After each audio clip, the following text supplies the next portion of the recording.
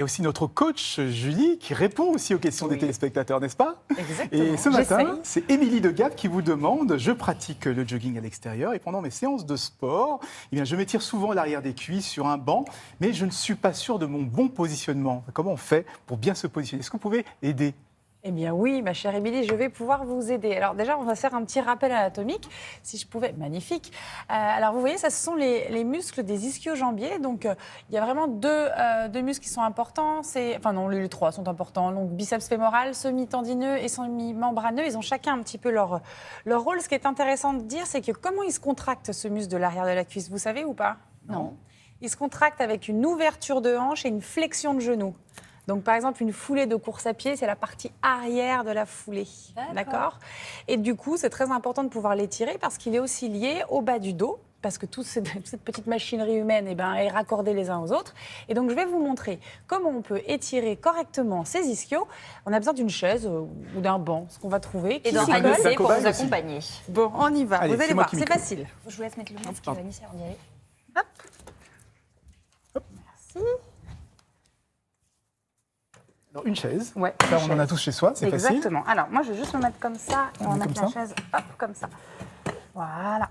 Alors, en fait, comment, Anissé, vous feriez pour étirer votre ischio, vous? Eh bien, je prendrais ma jambe, je la poserais et je l'étirerais. C'est pas ça? Ouais, si, c'est ça. C'est ça, Mais alors, donc je fais ça? Même pas, même pas jusqu'en haut. Alors, en fait, voilà, souvent, les gens ont tendance à se dire, ouais, il faut que j'aille jusqu'en haut parce que plus je vais aller haut, plus je vais pouvoir étirer. Sauf que si on est souple, par exemple là, c'est OK. Si on l'est un peu moins, ça va commencer à tirer, on va commencer à bouger dans tous les sens. Oui.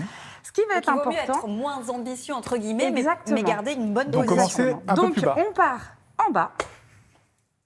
Ce qui est beaucoup plus facile. On pose le talon. Du coup, on est déjà plus détendu. Je vais reculer un peu. Ce qui va être aussi important, souvent, moi, je vois dans les parcs, quand je fais mon jogging, les gens, ils sont comme ça et comme ça.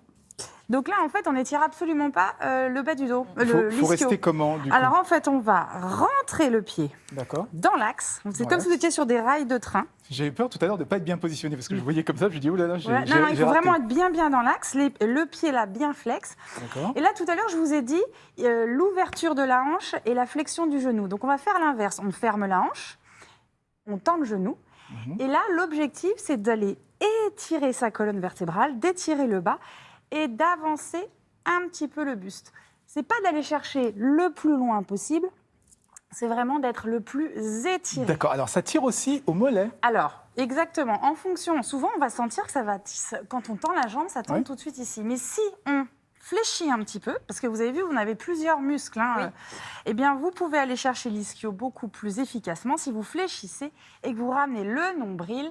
Comme ça. Hop, et là, ça va tirer. Par contre, il faut que le pied soit très, très flex, Anissé. Voilà, c'est ça. Ah oui, là, je le sens un peu plus. Vous sentez? Et bien là, vous êtes vraiment sur votre ischio-jambier et après, plus vous allez. Donc, quand on est là, on ne sent pas, mais dès qu'on commence à appuyer, comme vous dites ici, ça y est, ça commence à tirer. Mais il faut vraiment que le bassin soit dans l'axe, sinon vous êtes en ouverture et on va étirer le grand adducteur. Ce qui, dans la course à pied, nous sert, mais c'est pas... Si vraiment vous voulez gagner en foulée, en souplesse, et surtout aller chercher dans le bas du dos, c'est vraiment bien être dans la ligne. On peut fléchir, on fait ça plusieurs fois. Comment ça fonctionne? Et on maintient. On reste au minimum 30 secondes. Pourquoi? Parce que votre cerveau, il va envoyer des alertes à vos muscles en disant « Les gars, il y a un truc qui se passe, on est en train de nous étirer. Contractez-vous. » Et pour que le muscle arrive à se détendre, il lui faut au moins 30 secondes. Donc on reste comme ça. Ça relâche et que ça fait plus mal, on essaye d'aller un petit peu plus loin. C'est comme ça qu'on gagne de l'amplitude. C'est exactement ça. Alors par contre, on évite de s'étirer pour gagner en souplesse après la course à pied. C'est avant. Parce qu'on a contracté comme des malades, donc on ne va pas aller faire l'opposé, il faut attendre. Mais par contre, pour faire des échauffements, on peut tout à fait Mais pourquoi étirer. On a dit alors pendant des années qu'après une séance de sport, il faut s'étirer justement? C'est pas une bonne idée. En fait, c'est pas une bonne idée. Il faut laisser un petit peu. Alors, on peut faire des assouplissements et pas des étirements. C'est-à-dire, je ne vais pas gagner en souplesse après ma séance de sport, si j'ai contracté, mais je vais plutôt attendre le lendemain, faire une séance de yoga ou bien m'échauffer tranquillement pour limiter les risques de blessures. Mais vous savez, tout évolue, la médecine, le sport, voilà. Bien sûr. Merci. Je vous en prie. Merci beaucoup, Julie.